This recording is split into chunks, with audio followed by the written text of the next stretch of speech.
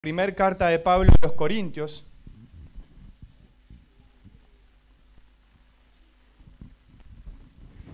Esta primer carta de Pablo a los hermanos allí en Corintios. Y llegamos al capítulo 3 y tenemos allí el versículo 16 y 17. Y allí vamos a encontrar algo de lo que dice acá, un dato curioso. Si uno lo lee rápido y mira al gato, lo primero que dice es un gato curioso. Bueno, puede ser que nosotros seamos tal vez como ese gato, curiosos así, mirando, curiosos de ver lo que Dios está haciendo, curiosos de,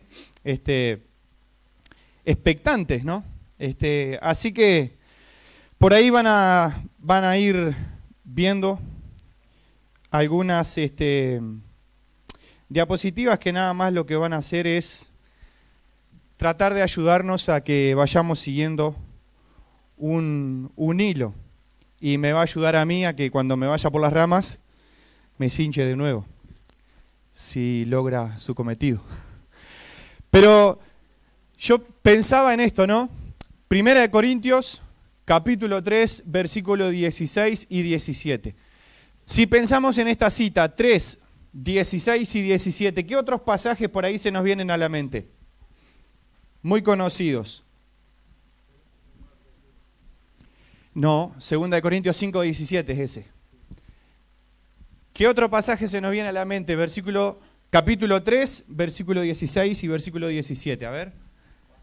Juan capítulo 3, versículo 16 y 17, que dice que de tal manera amó Dios al mundo que envió a Jesucristo, su Hijo, ¿para qué? Para salvarnos, ¿no? Y dice el versículo 17 que no envió Dios a Jesús al mundo para condenar al mundo, sino para que el mundo sea salvo. Y vamos a ir viendo algunas de estas curiosidades que encontramos acá. Otro pasaje, otra cita que encontramos en algún otro libro que tiene que ver con 3, 16 y 17. A ver. Ya mencionamos Juan. Yo pensaba en 2 de Timoteo 3, 16 y 17. ¿Quién se acuerda lo que dice? Toda la escritura es inspirada por Dios y útil para instruir, para corregir, para redarguir, ¿no? A fin de que el hombre de Dios sea perfecto, enteramente preparado para toda buena obra. ¿Qué otra cita o qué otro libro con capítulo 3 y versículo 16 y 17 podemos pensar?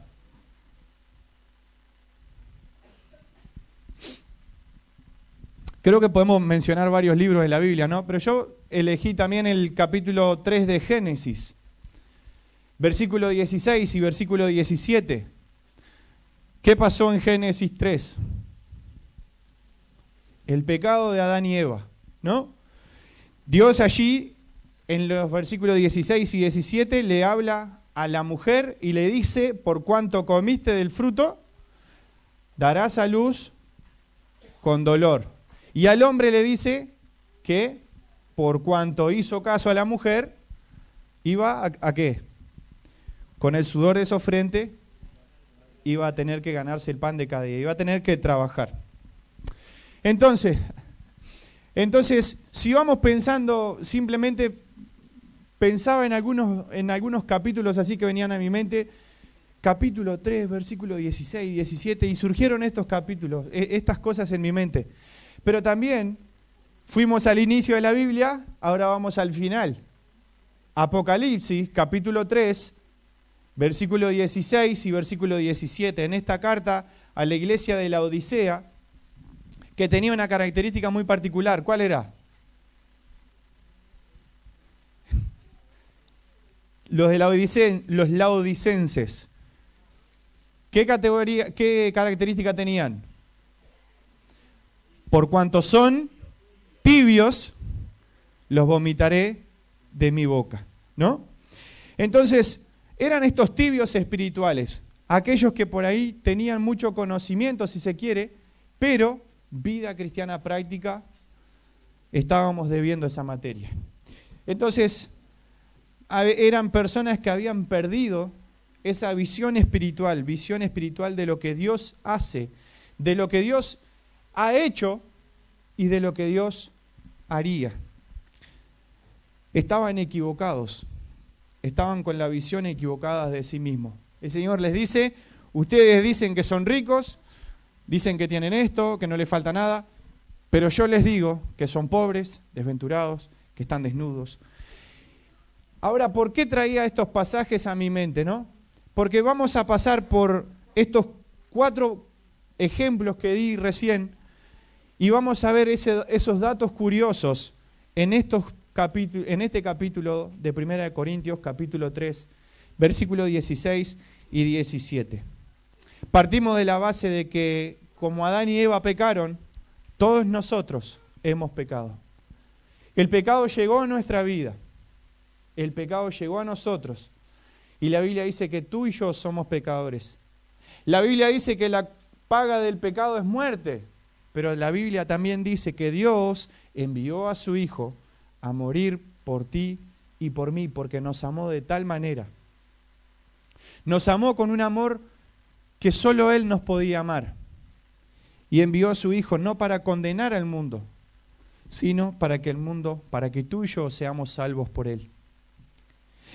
Y pensamos en la Escritura, en lo que Dios dice, porque vemos en Génesis la palabra de Dios, vemos en Juan la palabra de Dios, pero por si nos queda alguna duda, la palabra de Dios, toda ella es inspirada por Dios. Salió de la boca de Dios y llega a nosotros. Ahora yo lo que quisiera es que este mensaje no caiga como cayó el mensaje a aquella iglesia de la Odisea. Ojalá que ni tú ni yo seamos esos tibios espirituales. Ojalá que ni tú ni yo tengamos la vista corta, hablando espiritualmente. Que ni tú ni yo seamos inmaduros. Que ni tú ni yo estemos ahí sin decidirnos aún si seremos fríos, si seremos calientes. Estamos en el medio ahí queriendo estar bien con todos y estando mal con todos también. ¿No? Entonces que no seamos ni fríos, que no seamos tibios. Hay que tomar una decisión. Y la decisión que tú tomes hoy tiene que ver con esto que vamos a ver ahora también. Dice 1 Corintios, capítulo 3, versículo 16 y 17. ¿No se dan cuenta de que todos ustedes juntos son el templo de Dios y que el Espíritu de Dios vive en ustedes? Dios destruirá a cualquiera que destruya el templo, pues el templo de Dios es santo y ustedes son este templo. Ahora, ¿qué tiene que ver con lo que venimos hablando? El apóstol Pablo está escribiendo a los Corintios. Una iglesia donde Dios había dado dones, capacidades espirituales que no les faltaba a ninguno. Si uno miraba, viendo todo los dones espirituales que tenía, uno dice, yo quisiera estar en esa iglesia, ¿no? Pintaba como la mejor iglesia, como la iglesia perfecta, tiene todos los dones, entonces no haría falta casi que de nada más. Pero estos hermanos, en algún momento se desviaron y no supieron usar bien lo que Dios les dio. Dios les dio todo lo que necesitaban, pero no lo supieron usar bien. Entonces comenzaron a haber allí en Corinto, divisiones, discusiones, peleas entre hermanos, entre creyentes.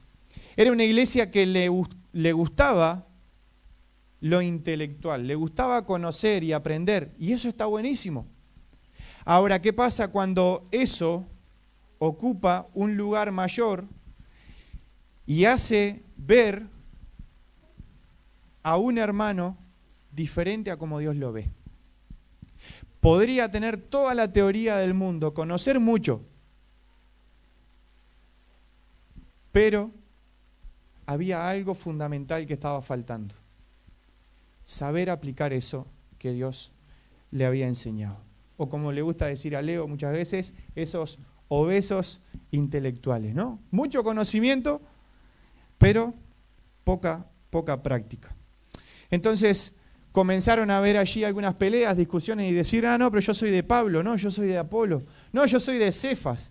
Y otros que decían, no, yo soy de Cristo, ¿no? Entonces comenzaban a ver todas estas discusiones. Ni Pablo, ni Apolo, ni Cefas, ni mucho menos Cristo, querían formar subgrupos, por llamarlo de alguna forma. Lo que Pablo enseñó fue poner el fundamento de Cristo. Puso el fundamento y enseñó a los hermanos de Corintio a que sobre ese fundamento, el fundamento de Cristo, se edifique la iglesia. Comience cada uno de nosotros a sobreedificar, no poner otro fundamento. Pablo puso el fundamento de Cristo. Apolo no iba a poner otro fundamento, Cefas mucho menos. Entonces, lo que apuntaba era a que, lo que estaba pasando, era que cada uno decía, no, a mí me gusta lo que Apolo dice, yo me alineo por el lado de Apolo, y si viene Cefas a decirme algo, no lo escucho, ¿no? Entonces eso era lo que estaba pasando. Y uno se hinchaba por un lado y el otro para el otro, ¿no? A mí me gusta lo que dice aquel, me gusta cómo predica el otro, aquel me motiva más, me da más palo cuando predica, ¿no? Entonces, eso era lo que estaba pasando. Se estaba dando que, no, como a mí me gusta lo que yo escucho, entonces yo me alineo más por ese lado. Y estaba dando esa problemática en la iglesia. Pero no era una cuestión de que me guste más o me guste menos. A ustedes les puede gustar cómo predico yo o cómo predica otro hermano, y es cuestión de gusto. Es cuestión de gusto nada más. Lo que está mal es que ustedes empiecen a pelear uno y otro diciendo, no, pero José dijo esto, y fulano dijo otra cosa. No importa lo que yo diga. Si lo que yo digo no es lo que Dios dice, no sirve de nada. Si lo que yo estoy predicando hoy no es lo que Dios dice en su palabra, no sirve de nada. Va a ser una pérdida de tiempo estar acá. Todo lo que yo diga tiene que ser lo que Dios dice. Si no, va a generar problemas, va a generar divisiones. Entonces el apóstol Pablo comienza a hablar y Leo habló el otro domingo acerca de cómo estamos sobreedificando, con qué materiales estamos sobreedificando el cuerpo de Cristo, con qué cosas estamos haciendo o cómo está haciendo nuestro servicio a Dios, ¿no? Si está haciendo ese material de oro, de plata, heno, hojarasca, ¿qué es? ¿De qué forma, con qué calidad estamos nosotros sirviendo? Entonces el apóstol Pablo dice, ¿ustedes no se dan cuenta? Como dice otra versión por acá, ¿ustedes no se dan cuenta de que son el templo de Dios y que el Espíritu de Dios mora en ustedes? Hay un dato curioso que ellos se están olvidando. Y es esto, no se trata de Pablo, de Apolo, no se trata de Cefas, no se trata de quien esté predicando. Se trata de que ustedes son el templo de Dios. Y vamos a ver ahora, pero trata un poco, podemos pensar en este pasaje en dos aspectos. Uno es en la vida personal, donde ustedes, haciendo referencia a que tú personalmente, individualmente, eres templo de Dios, pero el contexto del pasaje está haciendo referencia a que iglesia, todos nosotros somos templo de Dios. Este pasaje lo podemos llevar y pensar en cómo cuidamos nuestro cuerpo y todo lo demás, y seguramente muchas veces se haya predicado así, pero el contexto es de la iglesia. El contexto es la iglesia. Ustedes, haciendo referencia a como dice la versión esa, ustedes juntos son el templo de Dios. Templo de Dios y Dios mora en nosotros. Y estos son los tres aspectos, los tres puntos principales que quiero que podamos ir pensando. En primer lugar, el Espíritu Santo habita o mora en nosotros. El Espíritu Santo, el primer dato curioso que tú y yo no nos podemos olvidar es esto: el Espíritu Santo vive en ti, vive en mí, pero además el Espíritu Santo se mueve, obra, trabaja en el pueblo de Dios, en la congregación, en la iglesia. Y ahora vamos a ver algunas cositas más. Somos templo de Dios. Otro dato curioso es que no nos podemos olvidar que somos el templo de Dios. Dios vive en nosotros.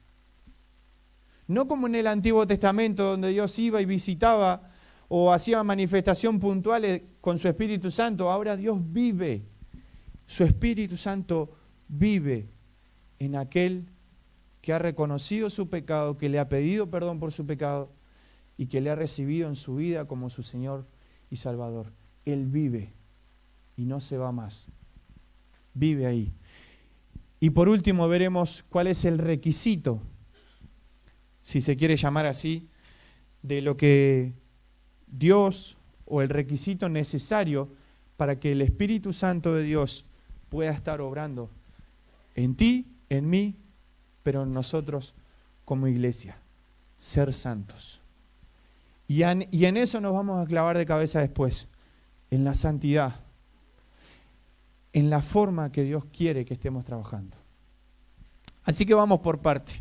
El Espíritu Santo habita, el Espíritu Santo mora.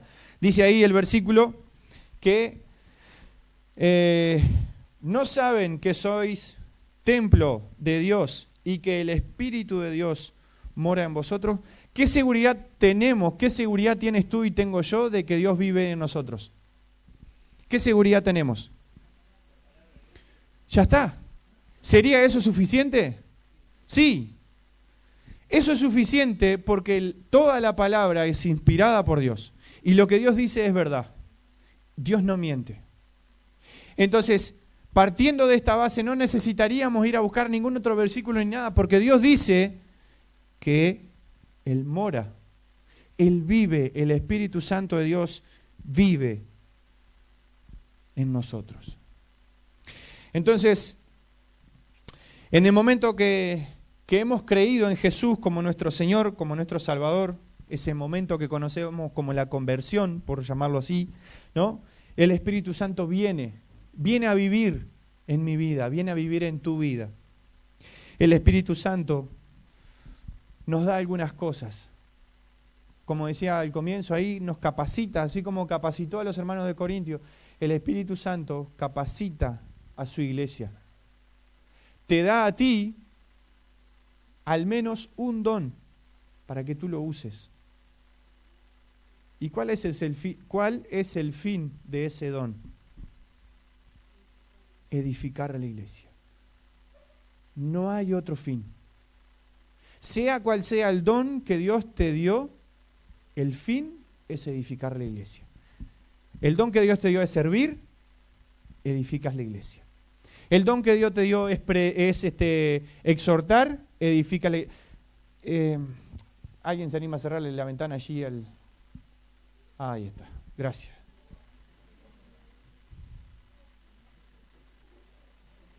Espacio publicitario Médico Uruguayo. El don que Dios te dio es para edificar la iglesia. Es para edificar el pueblo de Dios. Creo que Felipe era el más atento que estaba ahí escuchando. Y eso lo vemos ahí en Hechos, capítulo 1, versículo 8, ¿qué dice? Y recibiréis poder. Ahí lo tenemos en otra versión. A ver si alguien lo ve.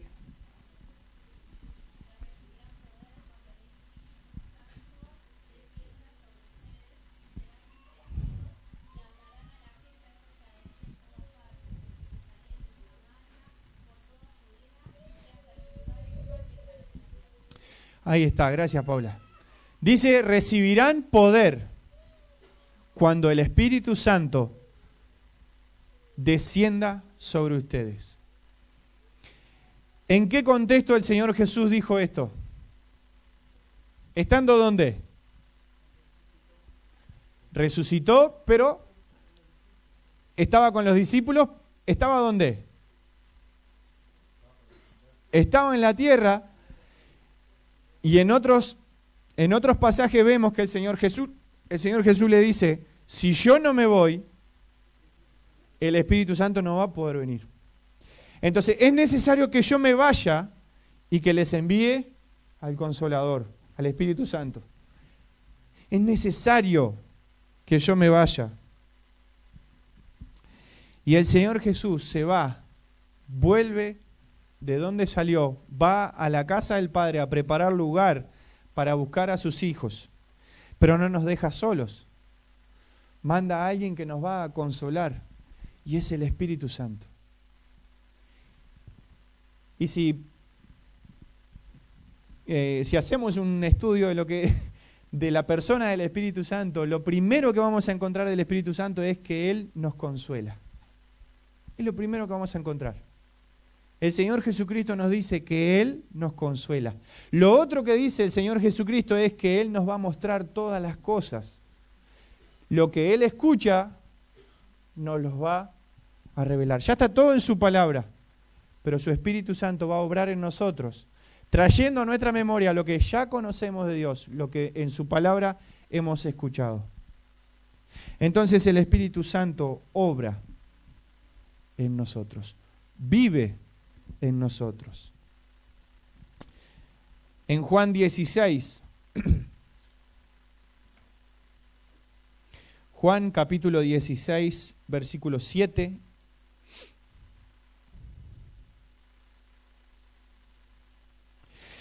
Esto que les decía recién, ¿no? Pero yo os digo la verdad, os conviene que yo me vaya, porque si me fuera el Consolador, si no me fuera el Consolador no vendrá a vosotros, mas si me fuere, os lo enviaré. Y cuando Él venga, convencerá al mundo de pecado, de justicia y de juicio. De pecado, por cuanto no creen en mí. De justicia, por cuanto voy al Padre y no me veréis más. Y de juicio, por cuanto el príncipe de este mundo ha sido ya juzgado. Eso es otra cosa que el Espíritu Santo hace en medio de nosotros. Convence de pecado, de justicia y de juicio. Convence de pecado, de justicia y de juicio. Y el versículo 13 dice, nadie tiene mayor amor, ese era el 15, el capítulo 15. Está bueno también, pero nadie tiene mayor amor que este. Cuando venga el Espíritu de verdad, Él os guiará a toda la verdad, porque no hablará por su propia cuenta, sino que hablará todo lo que oyere y os hará saber las cosas que habrán de venir. El Espíritu Santo obra en nosotros y en medio de nosotros, mostrándonos su obra, haciéndonos partícipes de su obra. Somos templo espiritual, como dice por ahí. Somos templo espiritual, somos la iglesia.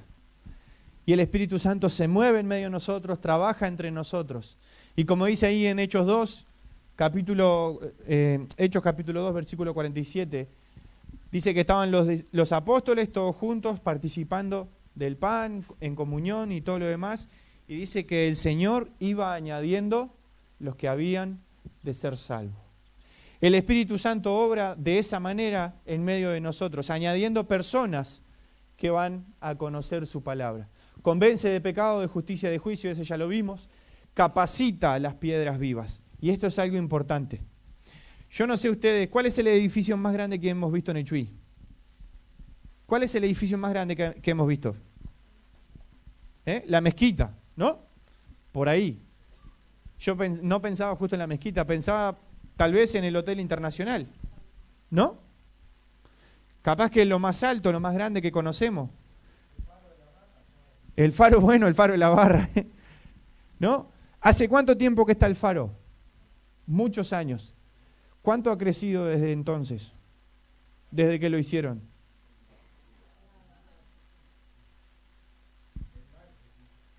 Pero ¿cuánto ha crecido? ¿Cuánto ha aumentado en tamaño?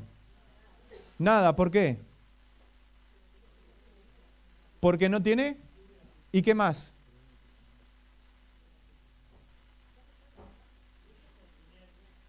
es inerte, ¿no? Entonces, ninguno de nosotros ha visto un edificio tan grande y que podamos pasar dentro de 2 años y mirar y decir, mirá cómo creció este edificio, che. ¿Cuánto hace que tenemos el salón edificado? 2013, ¿no? 2013, si no me equivoco. Entonces, no ha crecido en tamaños. Permanece con 28 metros de largo por 8 de... Y, bueno, ha disminuido. Pero a lo que voy es que cuando el apóstol Pablo está hablando y habla de este edificio del templo de Dios, no está haciendo referencia a las paredes, a las columnas, no está haciendo referencia a eso. Está haciendo referencia a un templo espiritual. Está haciendo referencia a la iglesia viva. Está haciendo referencia a esas piedras vivas, a los creyentes que formamos parte de la iglesia. Y acá va una cuestión. Si la iglesia no está creciendo, si la iglesia, el lugar, el templo espiritual no está creciendo, el problema está en las piedras vivas. El problema está en las piedras vivas. El problema está entonces en ti y está en mí también, porque yo, por estar acá adelante, no zafo. Entonces, si la gente no está conociendo a Jesús, es porque yo no les estoy yendo a predicar. Es porque yo no estoy cumpliendo con el gran mandamiento que dice ahí. Y me serán testigos o hablarán a la gente en Samaria, en Jerusalén, en Samaria, en toda Judea y hasta lo último del mundo. Quiere decir que las piedras vivas no se están moviendo. Tú y yo somos esas piedras vivas. Y tenemos una meta, una función. Y es lo que dice Efesios 4, versículos 11 y 12. Y es la edificación de la iglesia, el templo de Dios. Tenemos esa función, esa misión. Yo les dejo ahí los pasajes. Ustedes si quieren van buscándolo o los anotan o después, no sé, les paso el material. Pero así no soy más largo de lo que ya voy a hacer. Y por último, lo que el Espíritu Santo hace en medio de nosotros es dar unidad, da estructura al cuerpo de Cristo. Efesios capítulo 4, versículo 3 al 6, nos pide que nosotros seamos esos guardianes de la unidad, solícitos en guardar la unidad en el vínculo de la paz. Si tú y yo no estamos manteniendo la unidad del Espíritu, ojo, porque estamos yendo en contra de lo que Dios hizo. Y este mismo pasaje, vamos a ver más adelante, nos muestra qué pasa con aquellos que van en contra de lo que Dios está haciendo. Dice el versículo, vamos a leerlo ahora. Si alguno destruye el templo de Dios, ¿qué dicen sus Biblias? Dios le destruirá a él. Dios le destruirá a él. ¿Está hablando de pérdida de salvación? No. No está hablando de pérdida de salvación. Pero sí está hablando de un daño que se está causando a la iglesia. Cuando tú y yo no estamos guardando la unidad en el Espíritu, y esto es poder caminar juntos a pesar de las diferencias. Las diferencias, prestemos mucha atención a esto, la diferencia que tengamos tú y yo no tienen que ser un motivo de división. La diferencia tuya y mía tiene que ser un motivo de unidad. Tiene que ser un motivo que nos haga caminar juntos. Tú y yo debemos aprender a caminar juntos. Pero a mí no me gustan los modos de José. A mí tampoco me gustan muchas cosas. Y tengo que aprender. Y tengo que ceder. Y no me gustan formas. Y bueno, me toca acomodar. Y capaz que lo haría diferente. Y sí, capaz que sí. Pero capaz que mi forma no serviría. Porque no se trata de mi forma o tu forma. Se trata de lo que Dios quiere hacer por medio de esa situación. Entonces, el otro punto es, somos templo de Dios. El templo individual, lo vimos recién, pero también la iglesia, el edificio está formado por piedras vivas. Dice Primera de Pedro, capítulo 2, versículo 5. Vamos a leerlo desde el comienzo. Dice, capítulo 2, versículo 1, dice, desechando pues toda malicia, todo engaño, hipocresía, envidias y todas las detracciones, desead como niños recién nacidos la leche espiritual no adulterada, para que por ella crezcáis para salvación, si es que habéis gustado la benignidad del Señor, acercándoos a Él, piedra viva, desechada ciertamente por los hombres, mas para Dios escogida y preciosa.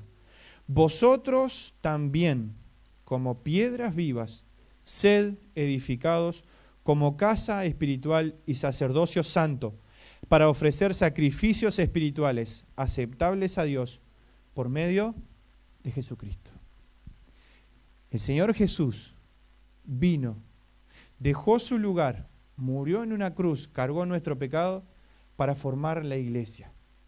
Si nosotros estamos yendo en contra de la iglesia, estamos pisoteando, yendo en contra de la iglesia, no estoy hablando de la iglesia como título, sino como cuerpo de Cristo, estamos pisoteando la sangre del Señor Jesús. Y eso no va a quedar así nomás como leímos recién. Hay consecuencias.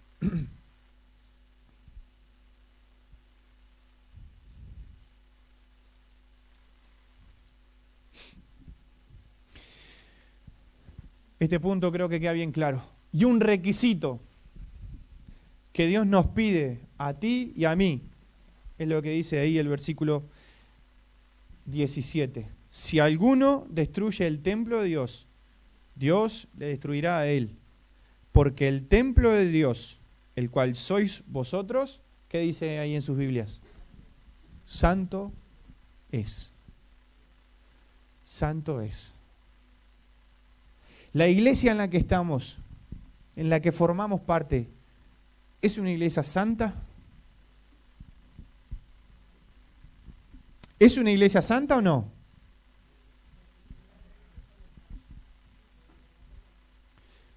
Bien. Si uno lo mira como Dios nos mira, ya nos ve santos. Y eso es lo que Virginia dice posicionalmente. Dios ya nos ve por medio de Cristo santos. Pero nosotros debemos vivir cada día en este proceso que Dios nos pide, y es el de santificación. La iglesia de Dios, cada uno de nosotros, miembros de esta iglesia, necesitamos vivir en santidad. ¿Lo dice José? No. Es Dios hablando a su pueblo y diciendo, sean santos, porque yo soy santo. Y eso lo vemos desde Levíticos capítulo 11, versículo 29. Sean santos, le dice Dios allí al pueblo, porque yo soy santo. Yo, que soy su Dios, soy santo. Entonces sean santos. Ahora uno puede pensar y decir, pero está bien, es muy fácil decir sean santos. ¿En qué consiste ser santo? O vamos a lo que es la palabra santo o santificado. ¿Qué es? Separado, apartado para Dios, quitado del mundo para Dios. Eso es ser santo. Eso es ser santo. Es no dejarme, no amoldarme, mejor dicho, al mundo.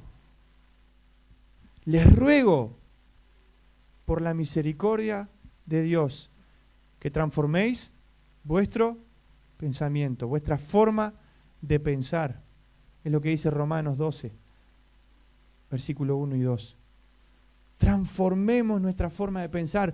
Dejemos de pensar, ah, no, pero es imposible ser santo. Claro que sí que es imposible, porque lo hacemos a nuestra fuerza. Si tú quieres vivir una vida santa, es posible. No por ti, no por mí. Si tú quieres vivir una vida santa, en santidad, lejos del pecado, se puede por Cristo. Es la única forma. Ahora tú me puedes decir, ah, pero José, ¿y cómo vivo en santidad? ¿Cómo hago para no mentir? No mientas. No mientas. El que mentía, dice el apóstol Pablo, no mienta más. El que robaba, no robe más. Entonces, ¿queremos vivir vida santa? ¿Queremos vivir lejos del pecado? No pequemos más. ¿Podemos vivir sin pecar? Sí podemos. Sí podemos. ¿Pero por qué pecamos? Porque nos gusta el pecado. Tú pecas porque te gusta el pecado. Si pensamos en el cuerpo físico, ¿por qué estoy gordo? Porque me encanta comer, si no, no era gordo. ¿Verdad, Paula? Y aparte que mi esposa cocina rico. Entonces yo estoy así porque yo quiero estar así. ¿En qué momento yo me doy cuenta que tendría que bajar de peso? Cuando las rodillas me empiezan a doler, cuando me empieza a doler la columna, cuando algún hermano me hace ver que se notan algunas cosas, ¿no? Que el buzo viene con mochila y así muchas otras cosas más. Pero y así podemos seguir, y podemos seguir. Que ahora me agarraron a mí, pero cuando me toque... Pero fíjense que es la misma lógica. ¿Por qué estoy flaco?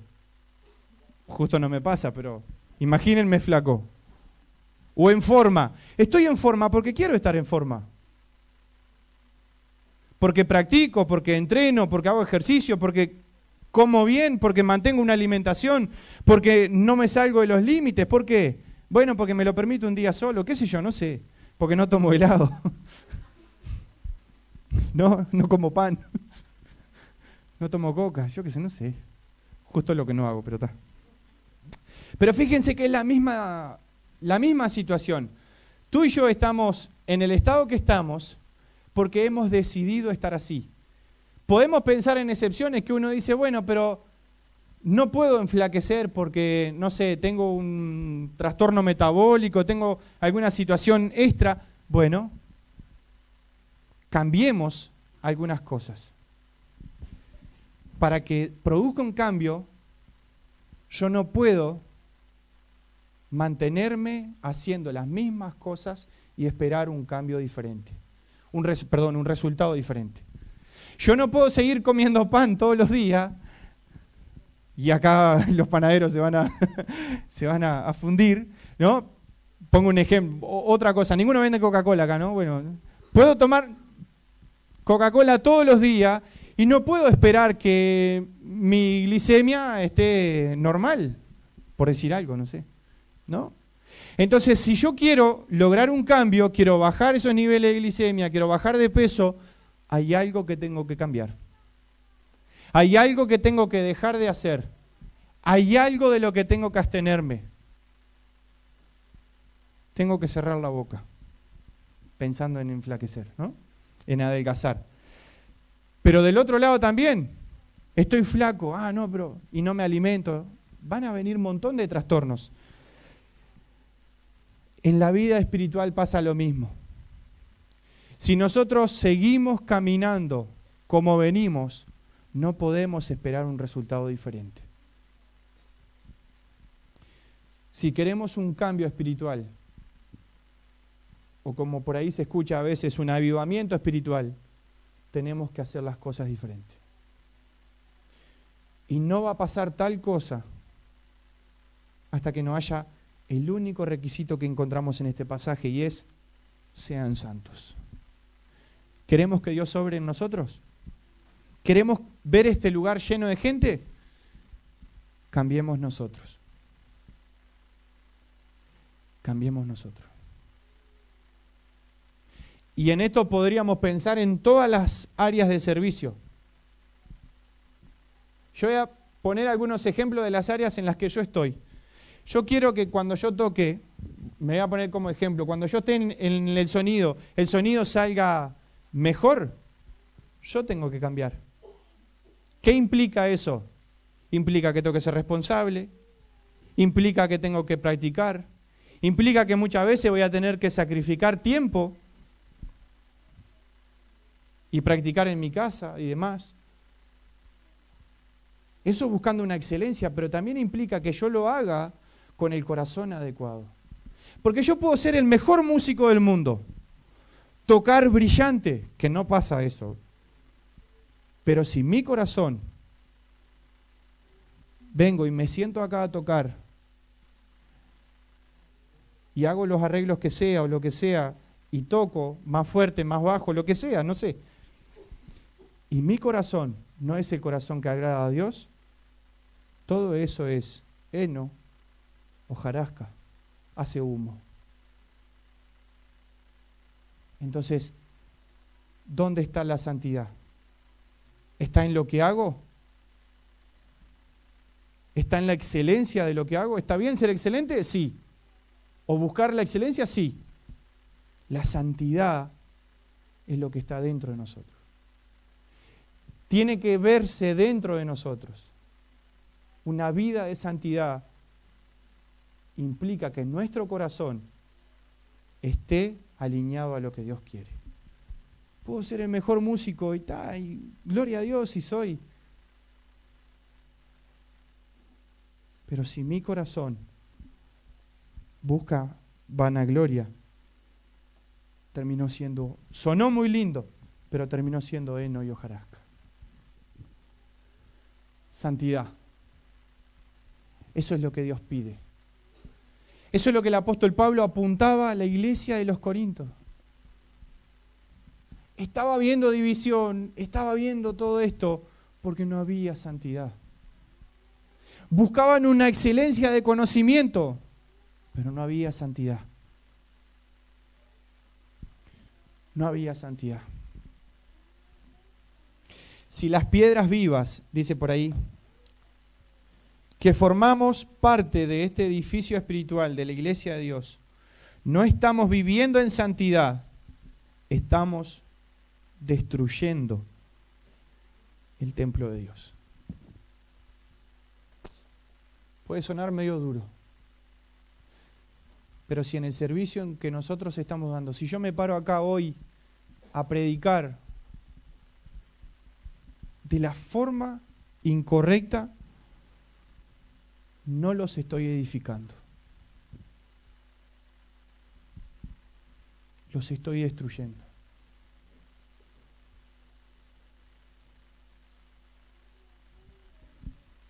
Pensemos en cada una de las cosas que nosotros hacemos.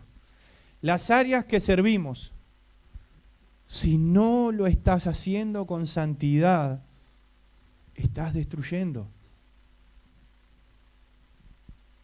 Estás destruyendo.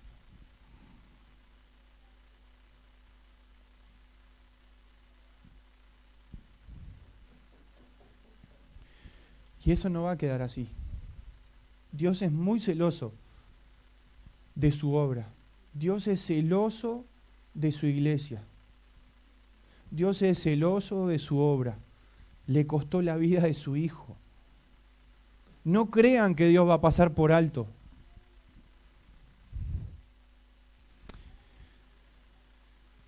Tendrá consecuencias irreversibles. Y uno dice ahí en el punto 2, no se habla de pérdida de salvación cuando está hablando de que Dios lo destruirá a él. No está hablando de una pérdida de salvación. Está hablando de esto. Esos salvos como por fuego. Lo que hacen, su obra, ellos creyeron en Jesús, pidieron perdón por su pecado, en algún momento se desvanecieron, perdieron su visión espiritual y quedaron como salvos como por fuego. Recibieron el daño, sus obras, mejor dicho, recibieron el daño. Él quedó ahí con olor a humo. Pero son esos creyentes que son llevados antes de tiempo.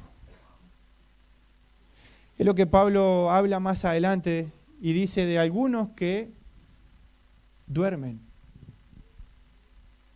Algunos están enfermos y otros duermen ya. No está hablando de ninguna pérdida de salvación, pero está hablando que cuando tú y yo estamos siendo estorbo, y déjenme usar esta palabra con la mejor intención del mundo, cuando tú y yo estamos siendo estorbo en la iglesia y no estamos cumpliendo nuestra función de edificar el pueblo de Cristo, ojo, porque puede ser que la cortina se nos cierre. ¿Iremos al cielo? Sí. ¿Iremos con Dios? Sí. Pero llevados antes de tiempo. Fueron perdonados, pero sus vidas no estaban dando gloria a Dios aquí, sino que todo lo contrario, estaban rompiendo la obra de Dios. Y yo quiero terminar acá. Pablo tiene que escribir a estos hermanos, dándole estos datos curiosos, por llamarlo así, abriéndole los ojos, diciéndole, ¿no se dan cuenta? Ustedes no se dan cuenta, miren por las cosas que están peleando, miren lo que están haciendo, pero ustedes no se dan cuenta, muchachos, que son templo de Dios. ¿Ustedes no se dan cuenta que el Espíritu Santo vive en ustedes y en medio de ustedes? ¿Ustedes no se dan cuenta? Y lo curioso es que muchas veces nosotros no nos damos cuenta de esto. Nos olvidamos quién vive en nosotros y vivimos de cualquier manera. Nos olvidamos quién es el Señor de la obra, el Señor de la mies. Y por olvidarnos muchas veces vamos en contra y venimos y servimos de cualquier forma. Si alguno destruye el templo de Dios, Dios le destruirá a él, porque el templo de Dios, el cual sois vosotros, santo es. Dios busca santidad, y la santidad implica lo que dice ese versículo también. La voluntad de Dios es vuestra santificación. Si nosotros, ponía por acá como conclusión, ¿no? Si nosotros somos el resultado de la voluntad de Dios. ¿Se entiende eso? Tú y yo somos el resultado de la voluntad de Dios, porque la voluntad de Dios es que todos procedan al arrepentimiento, que ninguno se pierda. Somos el resultado de la voluntad de Dios. La iglesia, su templo, su morada espiritual. Y no perdamos de vista esto, que la voluntad de Dios es vuestra santificación. ¿Dios quiere que sirvas? Sí. ¿Dios te dio dones y capacidades para que tú las uses? Sí. Pero hay una cosa que Dios requiere. Dios espera. Y es nuestra santificación. Que nos apartemos de fornicación. Que cada uno de vosotros sepa tener su propia esposa en santidad y honor. No en pasión de concupiscencia como los gentiles que no conocen a Dios. Que ninguno agravie ni engañe en nada a su hermano. Porque el Señor es vengador de todo esto. Como ya os hemos dicho y testificado. Pues no nos ha llamado Dios a inmundicia, sino a santificación. Así que el que desecha esto, no desecha a hombre, sino a Dios, que también nos dio su Espíritu Santo. 1 Tesalonicenses 4, versículos 3 al 8. Hermanos, no sé si puse por ahí. simplemente esto. Somos templo de Dios, somos su morada. Dios vive en nosotros. Dios envió su Espíritu Santo y Dios requiere de nosotros santidad. Esto está muy lindo para todos los que hemos conocido a Jesús. ¿Y qué de aquellos que no han conocido a Jesús? Dos cosas, no lo van a conocer si nosotros no estamos cumpliendo la función de ir y llevarle el mensaje. Pero también debemos ser aquellos portavoz en el lugar donde estamos. Señor, te damos gracias por este tiempo, te damos gracias por tu palabra. Y Señor, pensamos en lo que tú has hecho. No merecemos, Señor, nada de lo que tú nos has mostrado hoy, Señor. No merecemos ser templo tuyo, pero Señor, esta ha sido tu voluntad. Tú, Señor, nos has hecho para ti reyes, sacerdotes. Nos has adoptado, Señor, como tus hijos. Tú has colocado, Señor, tu Espíritu Santo para que viva en nuestra vida. Pero también, Señor, has formado un pueblo, una iglesia, un cuerpo de Cristo. Y tú esperas de nosotros, Señor, que estemos edificándolo en santidad, Señor. Perdónanos, Señor, porque muchas veces tenemos que reconocer, Señor, que no hemos andado en santidad. Muchas veces, Señor, hemos venido como estamos y tu misericordia ha sido tremenda. Perdón, Señor, porque muchas veces te hemos ofendido en estas áreas, Señor. Mi oración, Señor, es que tú obres en tu pueblo a pesar de mí. Que tú obres, Señor, en tu iglesia a pesar de mí, de mi falla, de mi pecado, de mi debilidad. Y Señor, no permitas que, Señor, con mis actitudes, con mis palabras, sea, Señor, un destructor de tu pueblo. No lo permitas, Señor. Úsame, Padre, para tu gloria y para tu honra. Y oro, Señor, por aquellos que están acá, Señor, y que aún no te conocen. Oro, Señor, para que tu Espíritu Santo, Señor, sea el que esté ahí llamando a la puerta de su corazón, Señor, convenciendo de pecado, de justicia y de juicio. Pero que también, Señor, tu Espíritu Santo obre en cada uno de tus hijos, para que no desechemos tu palabra, sino que, Señor, podamos ponerla por obra. En el nombre del Señor Jesús. Amén.